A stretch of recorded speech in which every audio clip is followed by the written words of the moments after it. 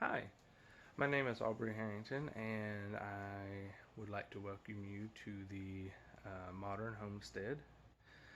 This is going to more or less be a how I do things or a tutorial type um, channel, and we're not quite moved in to where we're going to be staying. We're in the process of packing, so we have 2 weeks, a little less than 2 weeks before we move into the place where we're going to be living for the next year, or hopefully longer than a year. But we're leasing this place for a year at a time. It's 3.5 acres, located in the Florida Panhandle. So we've got pretty mild winters. Summers aren't terrible here. They're not anywhere near like the 110, 120 degrees that you get in South Florida, like Miami, Tampa.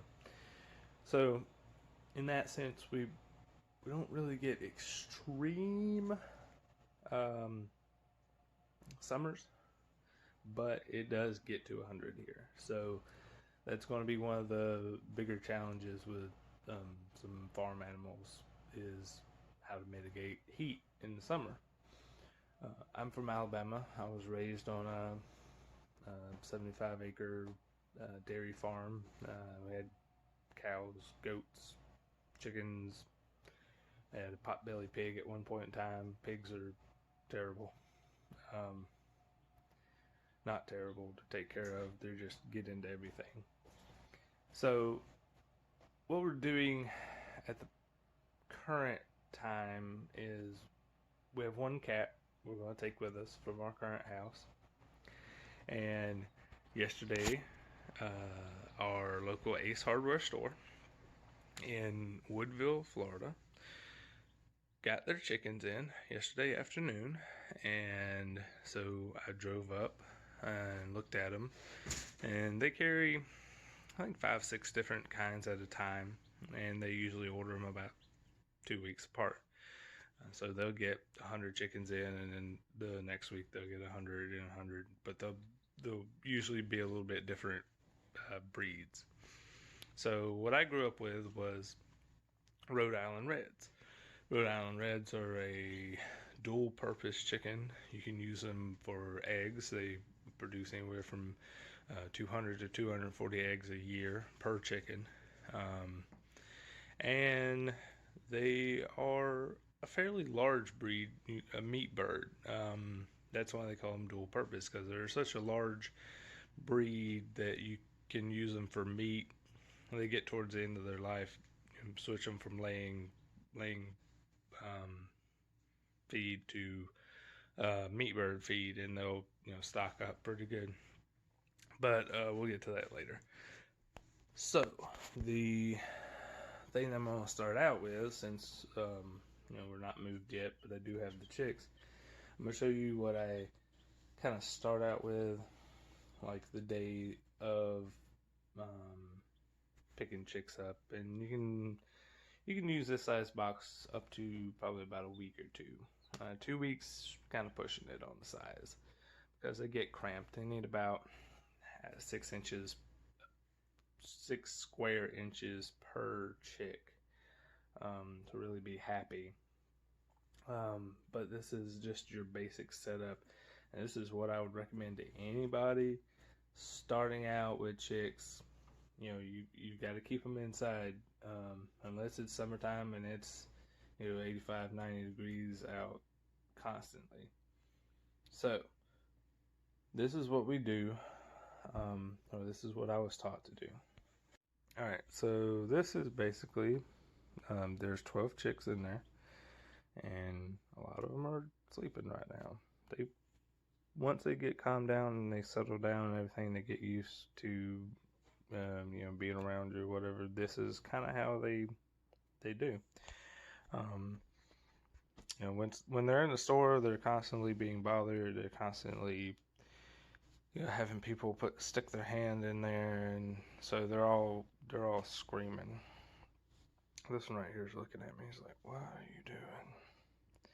So, all right, this is a box from Home Depot. I think you can get these boxes for like $1.40 or something like that. And you can see the dimensions on the back. The side is 15 inches by 22 inches, or it's 15 inches tall by 22 inches long by 16 inches wide. What I've got in here is this is a chick feeder. It's specifically for chicks, and it's the way it's covered around there is so that they can stick their head in there, but they can't crawl in there and get in the feeder. And this is a jelly jar. Um, I've got a 1 quart mason jar that I'm going to put on there, which is what should be on there, but I just stuck that jelly jar on there because it was easy to find, and I didn't want them getting in there crawling around the feed, pooping in there and whatnot. And this is a chick water. It is open, and honestly, this thing, the way I do it, and if you do something similar, it keeps a lot of this is pine shavings, by the way. These are large pine shavings. Oh, they all hear me talking, so they're waking up. So these are large pine shavings. Do not get the medium or small. Reason you do that is because medium and small pine shavings or cedar shavings, I wouldn't recommend cedar shavings, but if that's all you can get in your area, then you'll have to use that. But pine shavings is definitely the best thing.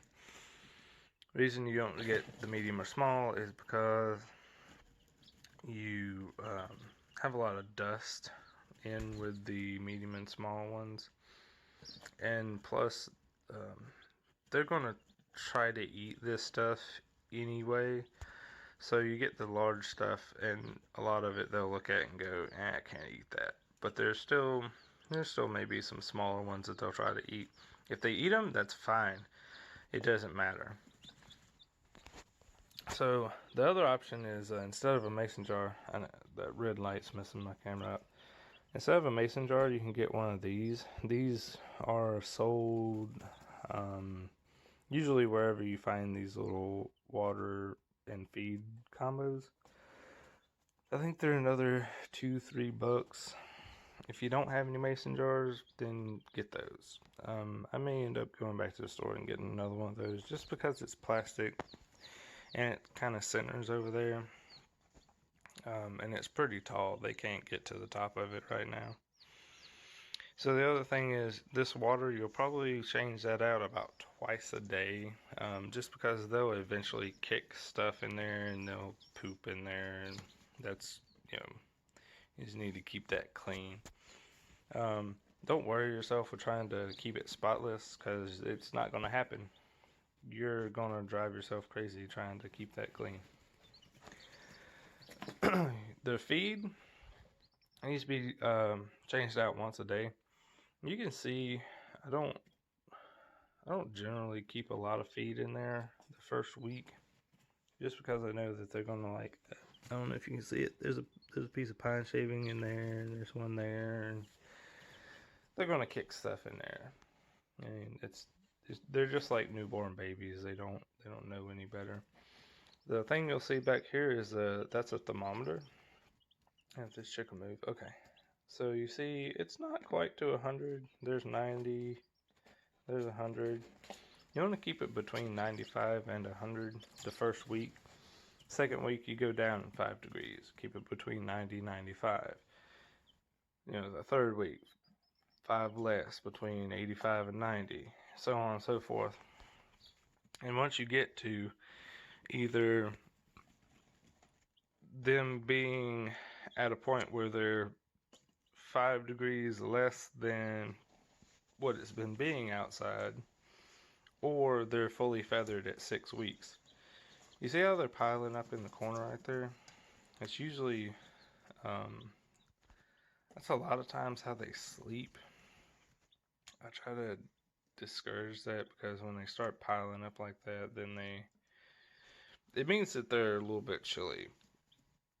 sometimes, but a lot of times it's just how they sleep. But you don't really want them doing that because they'll. So what happens is, you see how tightly they're packed in here? I haven't ever had it happen, but they run the risk of suffocating one another. And that's why I say that this size box is only good for probably about the first week. 2 weeks pushing it, because they're going to double in size about the second week. Other than that, a lot of people tell you to put a cover on this or whatever. If you want to put a cover on that, it makes you feel better, fine. Hardware cloth, inch to half an inch hardware cloth on the top of that, and bend the side, cut it on the side, bend it over so it makes a nice secure lid. If you got cats or dogs or anything that's going to be super nosy, definitely put something on the top of it. We have cats, but show our messy room, but I keep that door closed, so cats can't get in here until they're able to fend for themselves a little bit. So I know I'm going to get a lot of questions on hey, what do you feed them? Be honest with you, this is their first feed, because we're not even 24 hours into here. So that's their first feed, and what I do for first feed is something that I was taught is, this is Demore poultry, but it's it has to say chick grit, not chicken grit. You can get chicken grit, but you have to grind it down in like mortar and pestle. But this is chick grit. You see how small that is? That's made out of granite. Okay, and the reason we feed this to them is, a lot of people say, oh, well, they're eating chick crumbles or whatever. They don't need grit. All chickens need grit. I don't care if they're a week old, a day old. They need grit to be able to properly process food and get nutrients out of it. Plus, if your chicken does not have chick grit and they eat some of that pine bedding, what's going to process it? Nothing. If they don't have grit in there, they're going to start getting intestinal problems from eating the bedding. And they're going to eat the bedding, like I said, like a newborn kid. They don't know any better.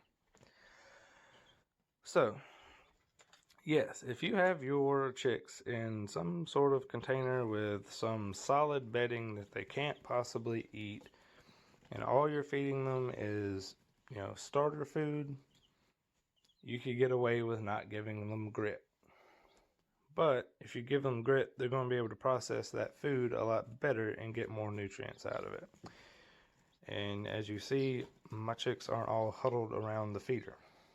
A lot of places you'll see, especially in the store, they don't give them grit in the store.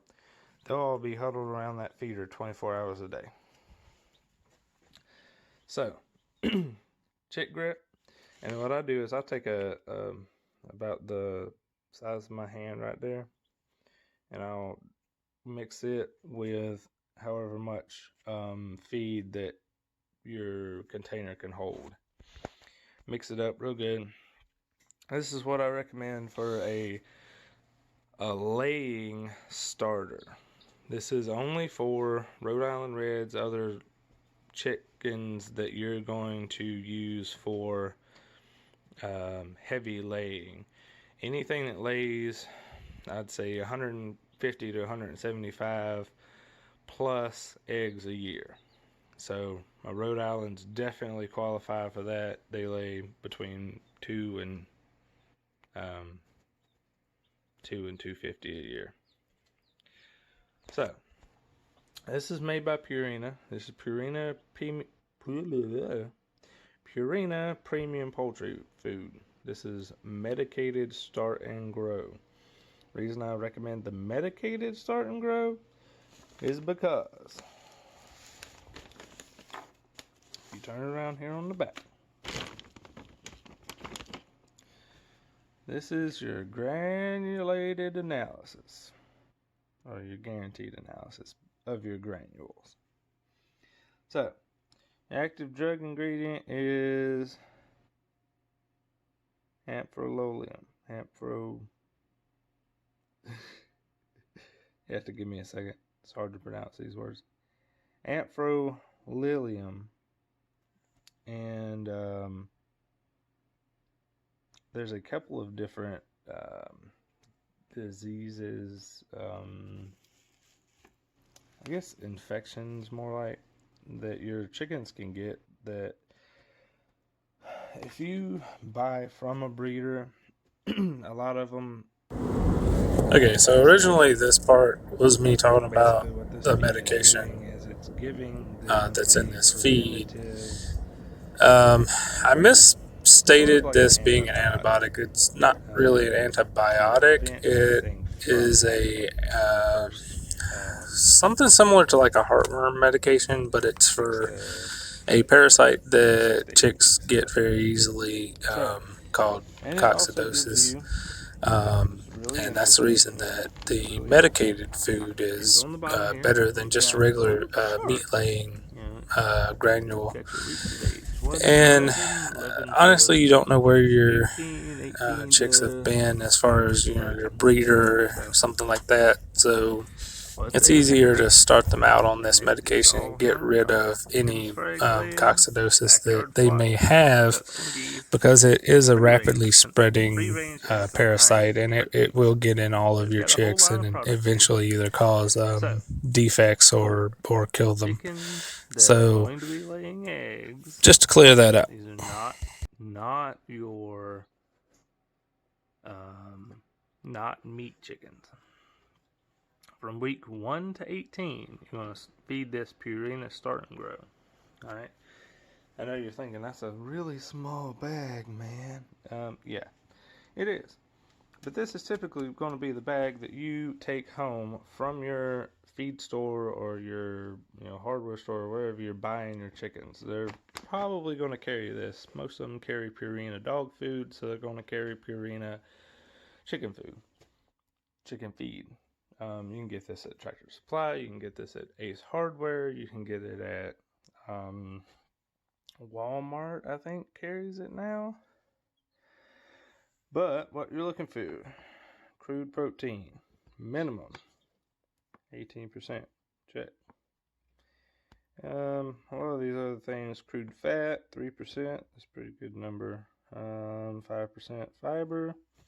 But what you're looking for is anything over 15% protein. The higher the number, the better. If you could get this to 20, which is really hard, that would be optimum. Then you've got a lot of your vitamins, your vitamin E. You've got 14 international units, microorganisms. These are going to be like your gut bacterias. I don't know what that one is. Inorganic phosphorus per minute. Okay. So, but the main numbers you're looking at is crude protein. Crude protein more than 15%. Closer to 20 is better. And your crude fat needs to be over 2%. Or barely over 2%, but it's meeting. And your salt needs to be on a low value. 0.25 minimum, 0.75 maximum. If this is in the 1% to over, then don't feed that to your chickens. It's going to harm them. So, and these are all your trace minerals, your magnesium, your vitamin A, vitamin E. Those are trace minerals. So, this is what I recommend. Like I said, you don't have to buy Purina. I mean, I know it's, your 40, 50 pound sacks are going to cost you about $17, and that's a good deal of money for chicken feed. But like I said, you're looking for your numbers. And this has all the right numbers. So I definitely recommend at least getting one of these and feeding it to them for a week, just to get them that a little bit of medication in the beginning. So that's what I do. I just take the insoluble chick grit, mix it with the Purina Premium, and as I see, stick it in there, and they're happy. You leave them alone, as long as their temperature's up and got food and clean water. They do their thing. Other thing I need to mention, I know I'm rambling on at this point, but the last thing is the bedding. Change the bedding once a day, at least once a day, because they're pooping and peeing and they're just like a baby. They go everywhere. They do that even when they're adults, but even more so when they're chicks.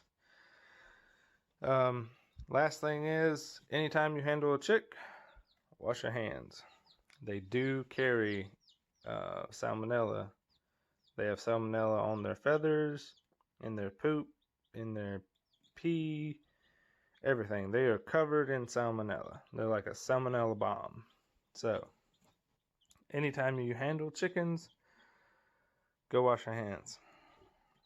Do not touch your mouth or your eyes or anything. So that's going to be my first video, and thanks for watching.